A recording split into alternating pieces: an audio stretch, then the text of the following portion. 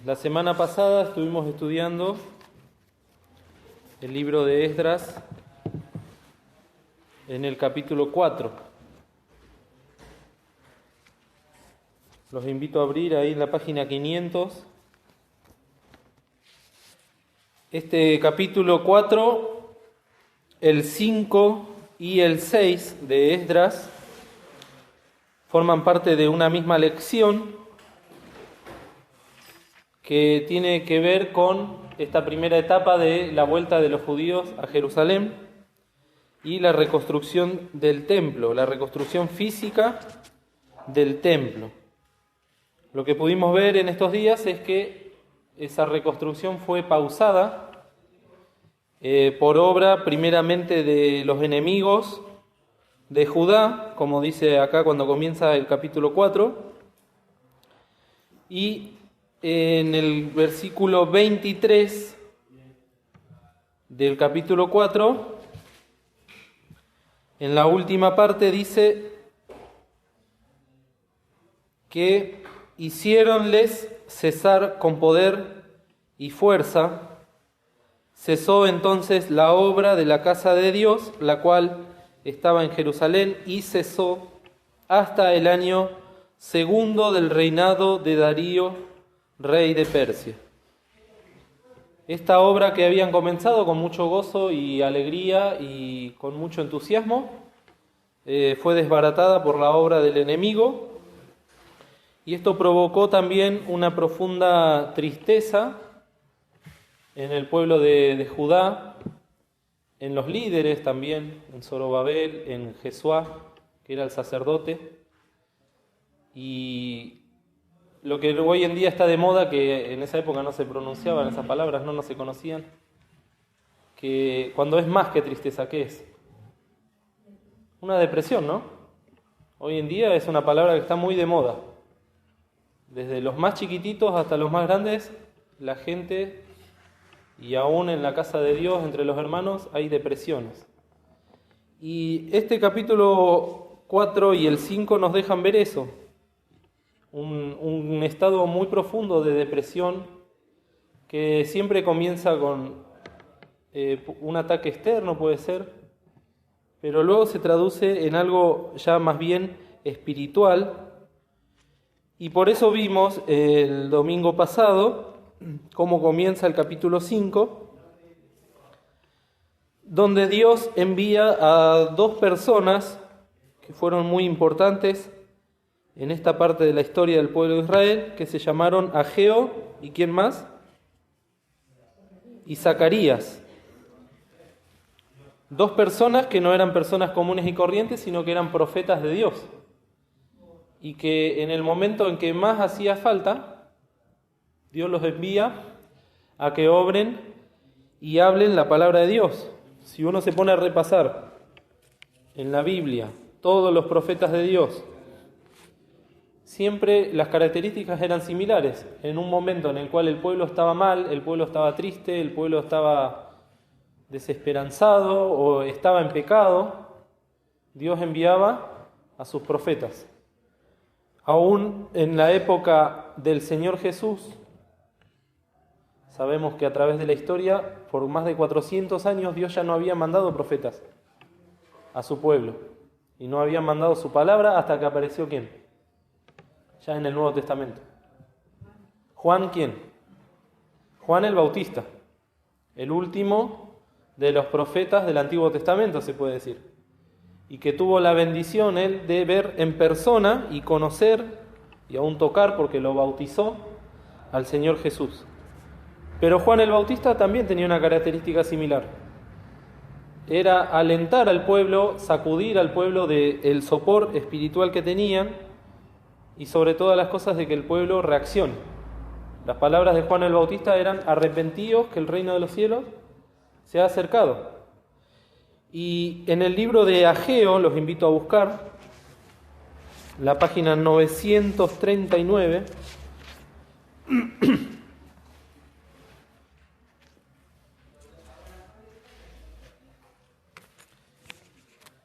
Dios envía a este profeta al pueblo en el mismo periodo en que había cesado la obra del templo, Y fíjense, podemos leer una parte del capítulo 1 porque es preciosa, muy preciosa. Ageo capítulo 1, versículo 1 dice: en el año segundo del rey Darío, en el mes sexto, en el primer día del mes, fue palabra de Jehová por mano del profeta Ageo a Zorobabel, hijo de Sealtiel, gobernador de Judá, y a Josué, hijo de Josadac, gran sacerdote, diciendo, página 939, Jehová de los ejércitos habla así diciendo: este pueblo dice, no es aún venido el tiempo de que la casa de Jehová sea reedificada. Fue pues palabra de Jehová por mano del profeta Ageo diciendo, ¿es para vosotros tiempo, para vosotros de morar en vuestras casas enmaderadas, y esta casa está desierta? Pues así ha dicho Jehová de los ejércitos, pensad bien sobre vuestros caminos, sembráis mucho y encerráis poco, coméis y no os hartáis, bebéis y no os saciáis, os vestís y no os calentáis. Y el que anda jornal recibe su jornal en trapo horadado. Así ha dicho Jehová de los ejércitos, meditad sobre vuestros caminos. Subid al monte y traed madera, y reedificad la casa, y pondré en ella mi voluntad y seré honrado, ha dicho Jehová. Buscáis mucho y halláis poco, y encerráis en casa y soplo en ello. ¿Por qué? Dice Jehová de los ejércitos. Por cuanto mi casa está desierta, y cada uno de vosotros corre a su propia casa. Por eso se detuvo de los cielos sobre vosotros la lluvia, y la tierra detuvo sus frutos.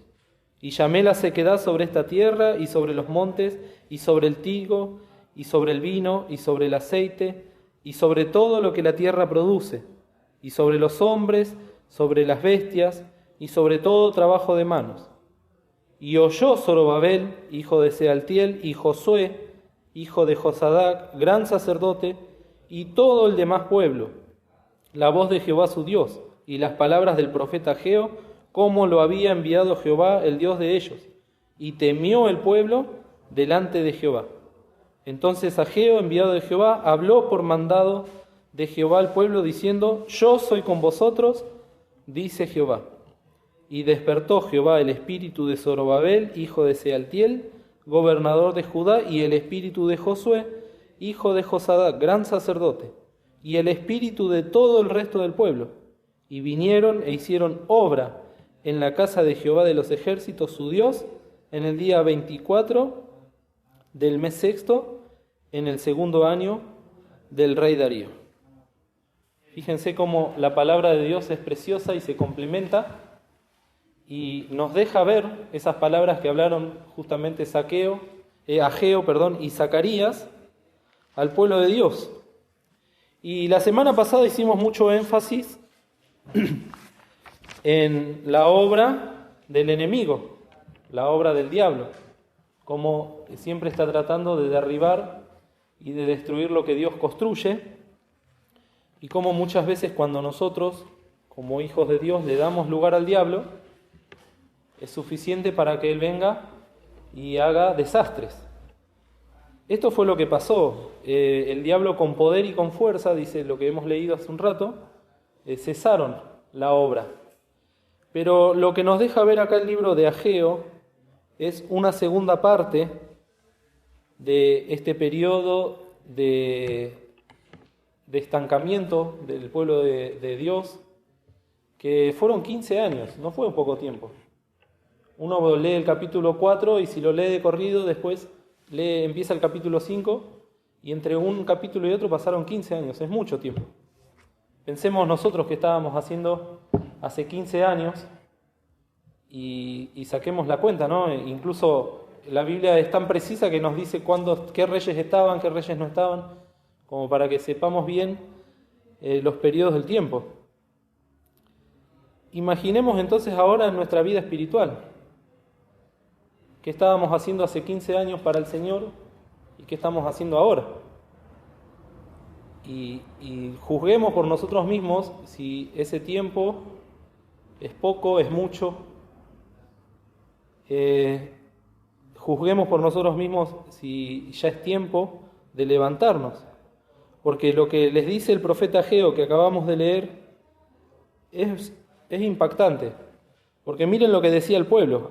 Si bien fue real el ataque del diablo y fue real el ataque y las cartas que llegaron de Persia para que paren la obra, en el versículo 2 de Ageo dice: este pueblo dice, no es aún venido el tiempo.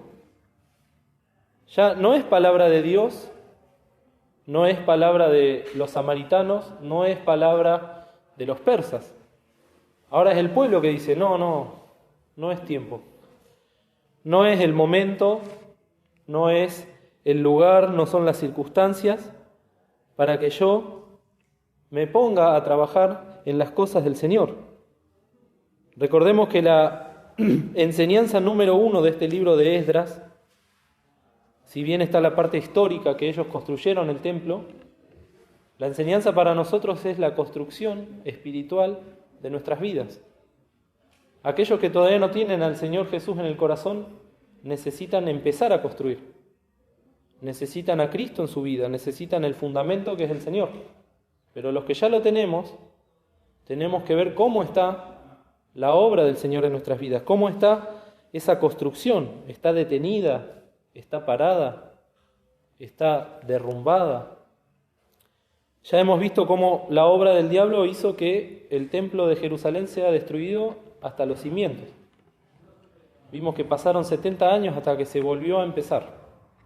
En el primer día hablamos de que Dios es un Dios que da oportunidades. Dios es un Dios que está constantemente alentando y llamando. Ahora, ¿qué hacemos nosotros con esas oportunidades que nos da Dios? Porque hablar solamente de que los samaritanos o los persas o los enemigos de Judá invalidaron la obra y no decir que el pueblo de Israel también se tomó, por decirlo así, una licencia, es faltar a la verdad. Y por eso el Señor nos pone las dos partes de la misma moneda para que nosotros veamos. Es muy probable que el diablo haya hecho desastres en nuestra vida, lo puedo decir por experiencia propia. Pero después cuando aparece el Señor y me dice, bueno, Alfredo, levántate, ya está, empezá a construir tu vida, ahí ya viene mi responsabilidad, mi experiencia con el Señor. Por eso Pablo, fíjense ahí en 1 Corintios, en la página 187,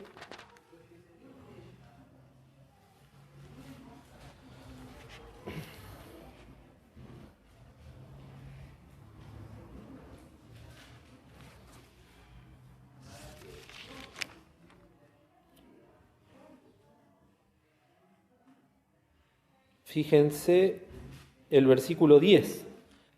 ¿Quién puede leerlo, por favor? 1 Corintios 3, 10. Conforme a la gracia de Dios que me ha sido dada, yo como perito arquitecto puse el fundamento y otro edifica encima, pero cada uno vea cómo sobre él.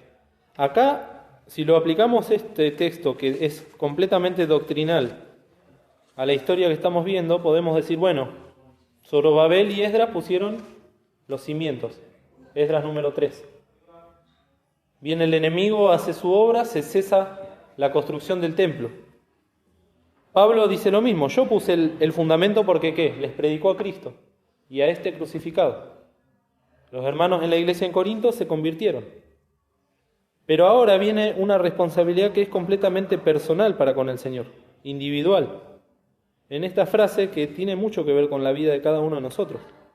Empero, o sin embargo, cada uno vea cómo sobreedifica.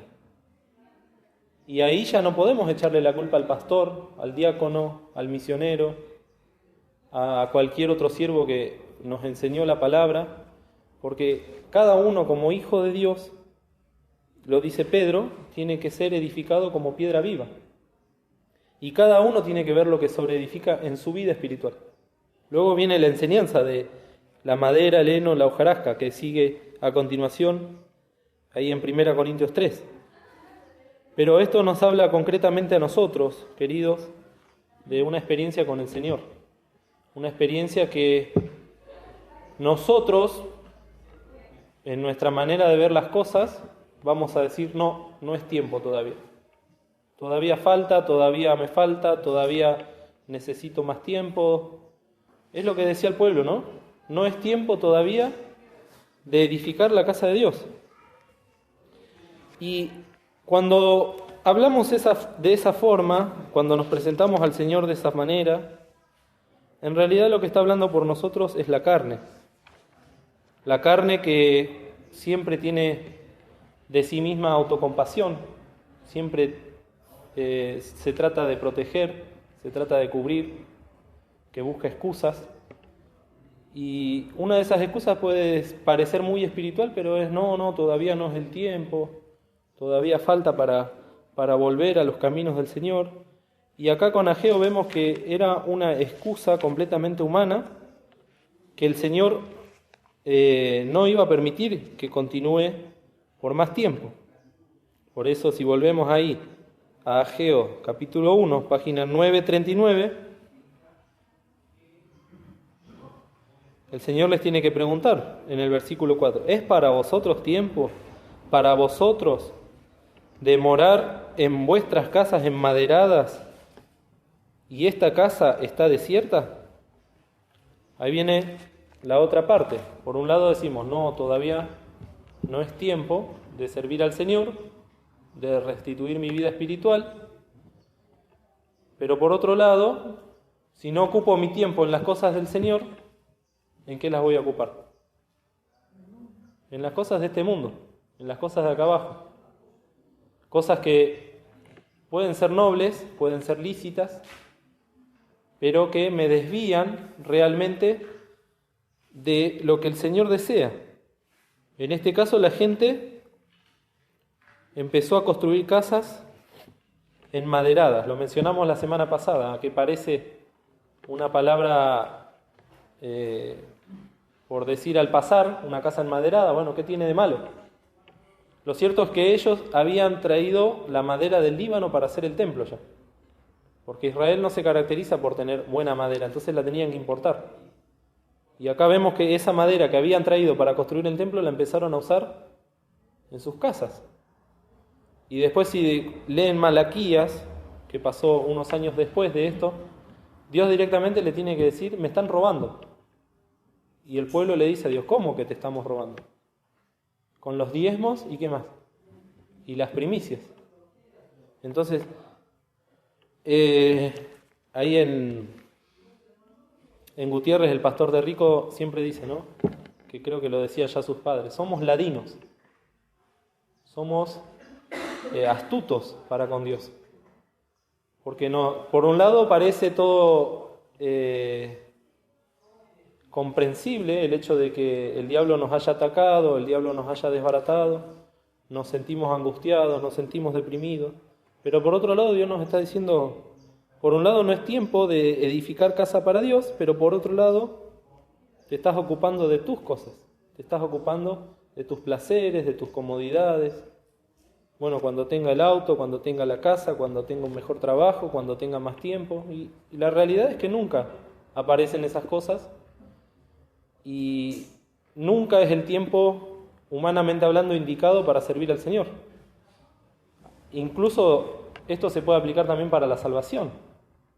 Hay un tratado, ¿no?, que anda, a veces se ve en las calles, lo reparten hermanos de otras iglesias, que dice, demasiado joven para pensar en Dios, demasiado ocupado para pensar en Dios, demasiado viejo para pensar en Dios, y por último muestran un cementerio. ¿Y qué dice? Demasiado tarde para pensar en Dios. Muy gráfico, ¿no? Entonces, esto es lo que pasaba, acá hablando de los tiempos.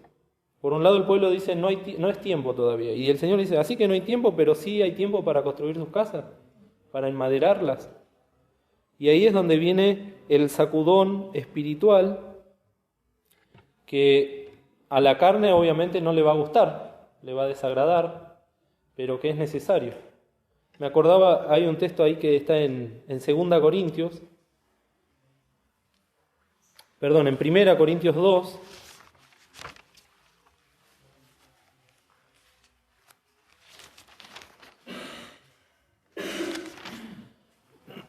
el versículo 14. ¿Quién lo lee? Mas el hombre animal no persigue las cosas que son del Espíritu de Dios, porque son locura, y no les puede entender, porque se han de examinar espiritualmente. Fíjense, el hombre animal habla del hombre carnal, la parte nuestra que nunca va a poder acercarse a Dios, porque ya está condenada. Pero nosotros tenemos dos naturalezas, una parte espiritual, que es la nueva criatura, que no peca y que desea acercarse a Dios, desea estar en comunión con Dios, y esta parte animal, esta parte humana, carnal, que es la que siempre se va a rebelar contra las cosas de Dios. Y aunque quisiese, dice acá, no las puede entender a las cosas de Dios, a las cosas del Espíritu de Dios, porque se han de examinar espiritualmente. Por eso Dios tiene que enviar su palabra a través de los profetas. Porque si había que esperar que el pueblo diga, bueno, ahora sí es tiempo de construir la casa, no iba a pasar nunca. Entonces tiene que mandar a Ageo, tiene que mandar a Zacarías, para que se produzca en ellos esta reacción de carácter espiritual. Eso es fundamental que lo entendamos. Toda palabra de Dios es inspirada divinamente y, como dice, y es útil para redarguir, para instituir en justicia, para enseñar, pero es palabra de Dios. Acá no valía ningún líder político, ningún líder militar.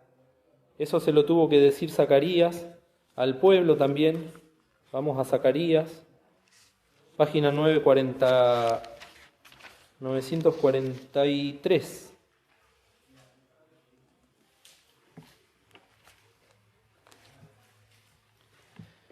El versículo 6. ¿Quién lo lee, por favor?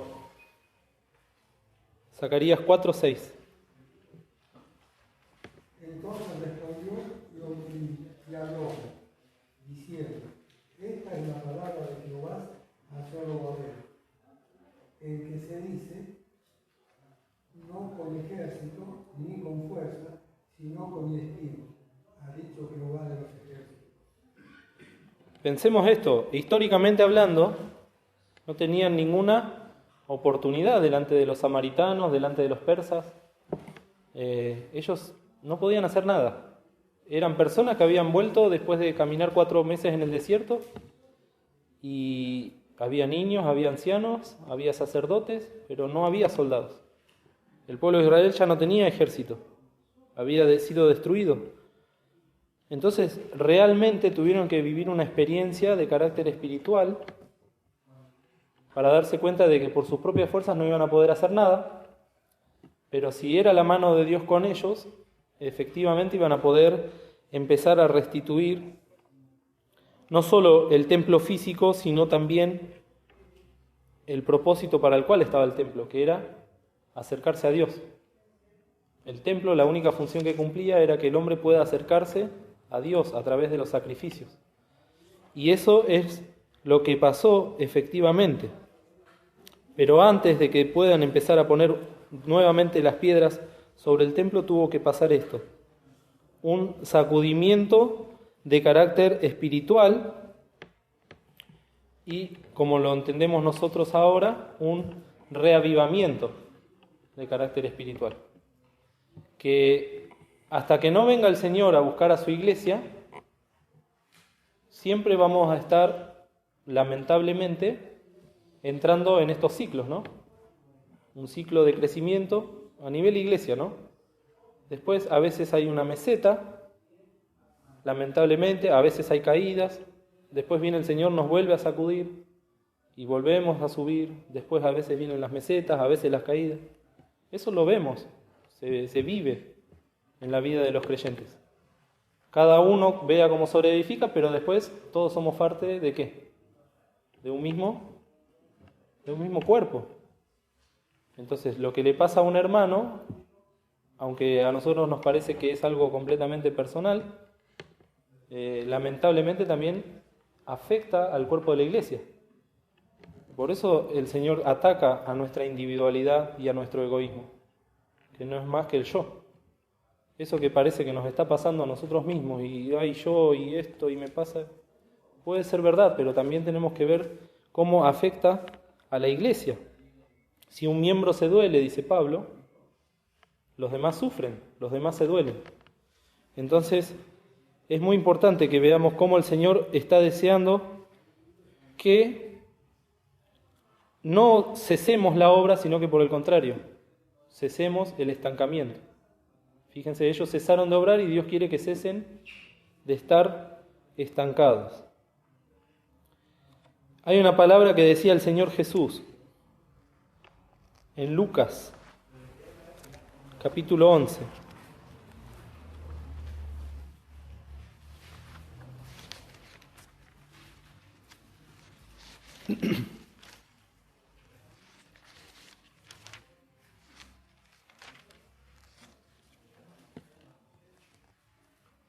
Esto es para que, vuelvo a decir, había una realidad concreta, el enemigo atacó. Nos puede pasar a nosotros que seamos atacados del enemigo. De hecho, el que quiera ser firme, el que quiera vivir piamente, padecerá persecución, dice la palabra. Es una realidad. Cuando nosotros queremos ser fieles al Señor, van a venir los ataques. Esos ataques a veces pueden ser efectivos y nos pueden derrumbar. Pero lo que estamos viendo es que el Señor también llama a que, venido un tiempo necesario, podamos volver al Señor. Porque ya el enemigo hizo su obra. Ahora queda en nosotros acudir al Señor para que el Señor nos ayude. Y en Lucas les dije, capítulo 11, miren lo que dice el Señor en el 23. ¿Quién lo puede leer? El que no es conmigo, contra mí es, y el que conmigo no recoge, desparrama. Este texto para mí personalmente siempre fue muy duro. Es como un cachetazo cada vez que lo leo. Porque ya no está hablando de los enemigos que pueden venir y hacernos caer. Ahora el Señor dice, bueno, tenés que estar al lado mío, yo soy la vid, vosotros los pámpanos. El que no está conmigo, necesariamente, y acá no deja lugar a dudas, el Señor contra mí es.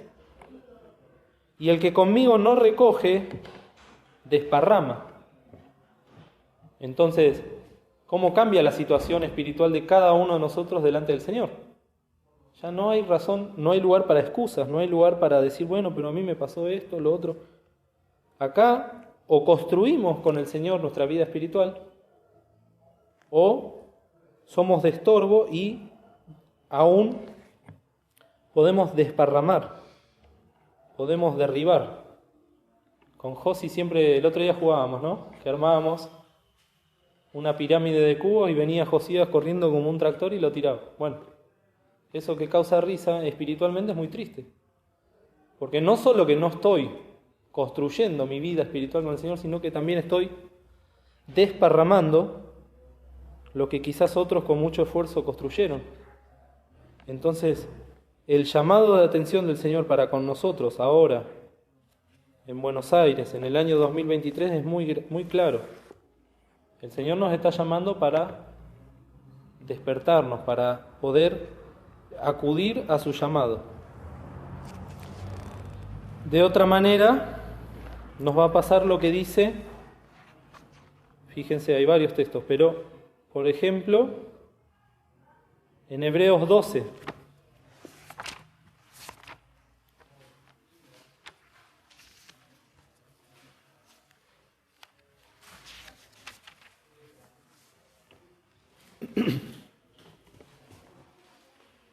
cómo la palabra de Dios se relaciona entre sí.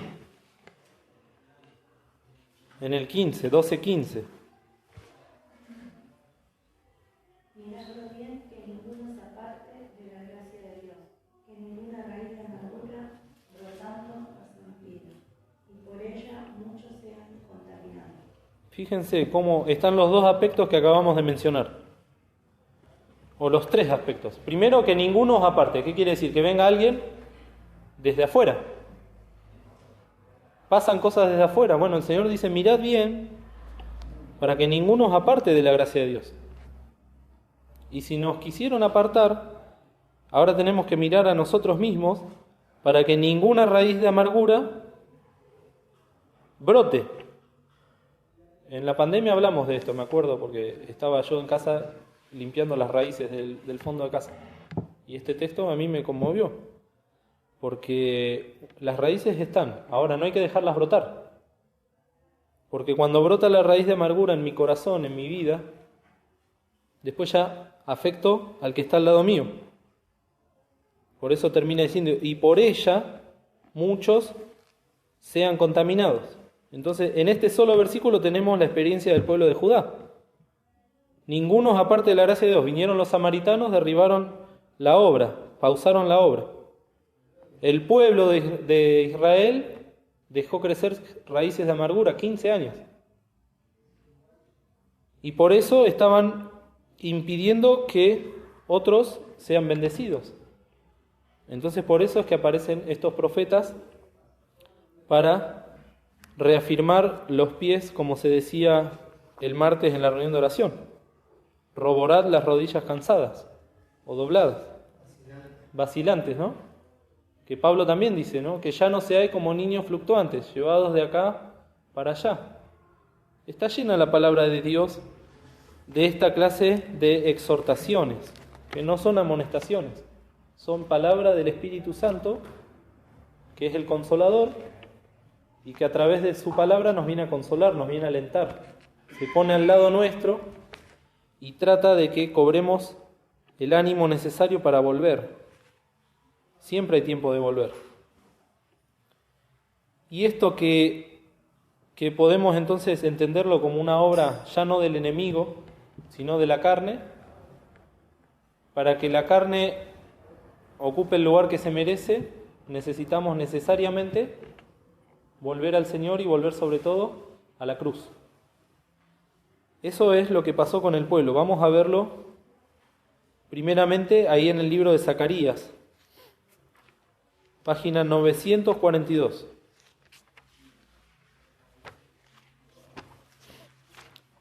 Fíjense cómo el método bíblico de restauración está en toda la palabra de Dios. Una vez que reconozco mi estado delante del Señor, ahora hay que restituirse. Y para eso, acá lo dice bien claro, miren. Zacarías capítulo 3.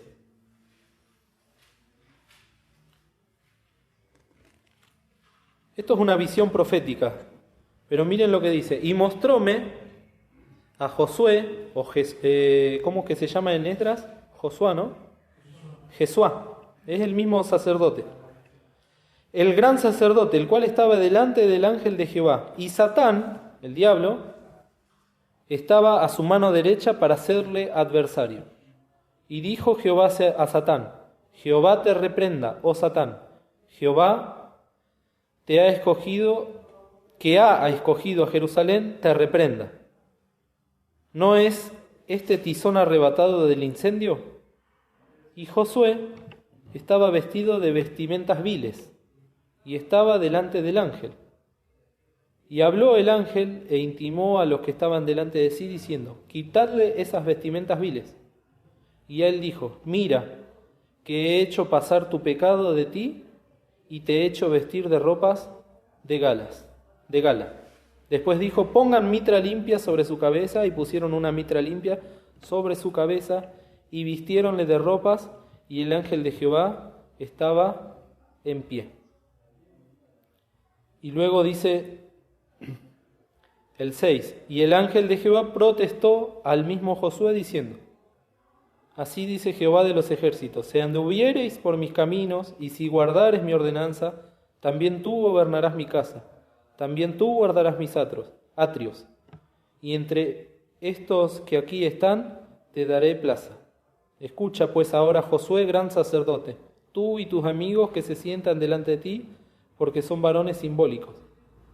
He aquí, yo traigo a mi siervo, el pimpollo. Esta palabra que acá está narrada en el libro de Zacarías es una palabra profética. Cuando la Biblia menciona al pimpollo, está hablando del renuevo de Isaí o el renuevo de David. Es el Señor Jesús. Zacarías está lleno de profecías respecto del Señor Jesús. Pero acá lo que tenemos que tener en cuenta es lo primero. Satanás acusando a Josué, al sacerdote. Cuando Josué se mira y los demás lo miran, lo encuentran en el versículo 4 con vestimentas como viles. ¿Qué es viles? ¿Qué quiere decir vileza o vil? Algo sucio, algo que está en deshonra, algo que no es digno de Dios. Así es como nos ve el diablo y así es como quiere que el Señor nos vea. Mirá lo que es este hijo de Dios, todo sucio, todo vil. Pero acá viene la obra del Señor, igual que la parábola del hijo pródigo. ¿Cómo dice el versículo 4? Quitadle esas vestimentas viles. Y a él le dijo, y a nosotros nos dice el Señor, mira que he hecho pasar tu pecado de ti, y te he hecho vestir de ropas de galas. Esta es la obra del Señor, resumida en un texto, la obra de Cristo, el cual nos encontró en una condición deplorable, como el hijo pródigo, pero dice que el Padre amó al Hijo y se conmovió, fue movido a misericordia y lo besó y luego hizo que lo limpien y le puso ese vestido y el anillo. Este texto que vemos acá es muy precioso porque nos está hablando a nosotros de esa necesidad que tenemos delante del Señor. Ya pasado el tiempo de la caída, ya pasando el tiempo del estancamiento, ahora necesariamente el Señor quiere que vayamos a Cristo, a su obra, y que veamos lo que Él hizo por nosotros. Porque esto ya fue consumado en la cruz. Cuando acá dice, mira que te he hecho pasar tu pecado de ti y te he hecho vestir de ropas de gala, ya el Señor lo hizo, ya el Señor obró en la cruz, ya venció al pecado, venció a la muerte. Lo único que tenemos que hacer es mirar al Señor. Y entonces sí vamos a poder ser nuevamente puestos en el lugar que nos corresponde. En este caso, el sumo sacerdote que tenía que interceder por el pueblo. En la época del Señor Jesús, los sacerdotes, ¿cómo eran? ¿Qué característica tenían? Eran viles. Eran gente muy mala, corruptos. Acá el sacerdote, para poder interceder por el pueblo, primeramente se tuvo que limpiar de sus pecados, de su vileza. Lo mismo que tenía que hacer Aarón en los tiempos de Moisés. Primero se lavaban ellos y se limpiaban y después podían servir a Dios. Entonces, para nosotros, queridos, el Señor está buscándonos, está llamándonos. Tenemos que decirle, heme aquí, Señor, y pedirle que nos limpie. Vayamos al libro de Esdras, por favor. Esdras, capítulo 6.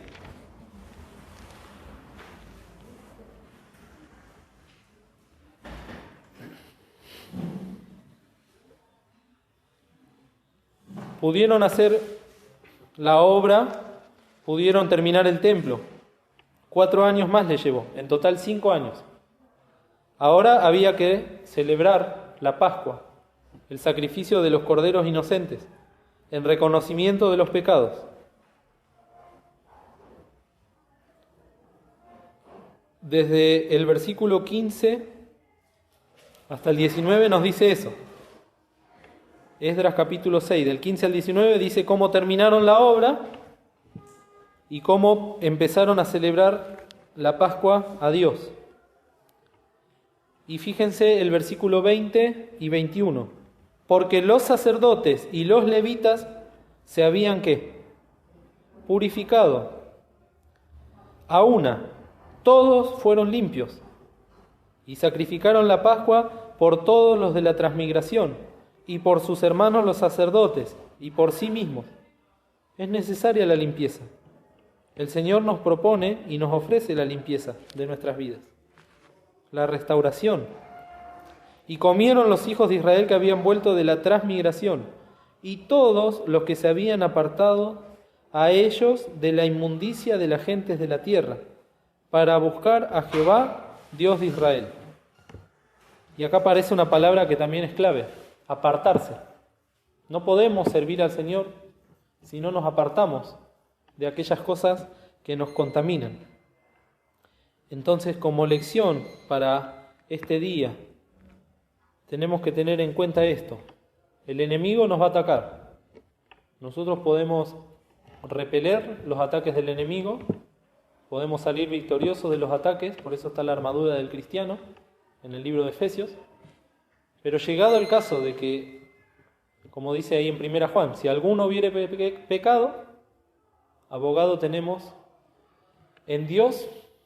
A ver, vamos a leerlo. 1 Juan, a Jesucristo el justo. Abogado tenemos para con Dios, a Jesucristo el justo. Nos habla de lo mismo, queridos. Nos habla de que aún después de haber pecado, después de haber caído, el Señor nos está esperando para restituirnos. 1 Juan 2, 1. ¿Quién lo puede leer? Hijitas míos, estas cosas os escribo para que no pequéis. Y si alguno hubiere pecado, abogado tenemos para con el Padre, a Jesucristo el justo. Que el Señor nos bendiga, que podamos quedarnos con este último texto, que creo que es un resumen de todo lo que estuvimos viendo. Que ya pasemos, ya es hora de despertarse del sueño, ya es hora de dejar de llorar. Que el Señor pueda abrir nuestros ojos espirituales para que podamos ver al Señor, que es nuestro abogado, el cual intercede por nosotros para que podamos restituirnos, para que podamos volver a edificar o sobreedificar la casa del Señor. El Señor nos bendiga.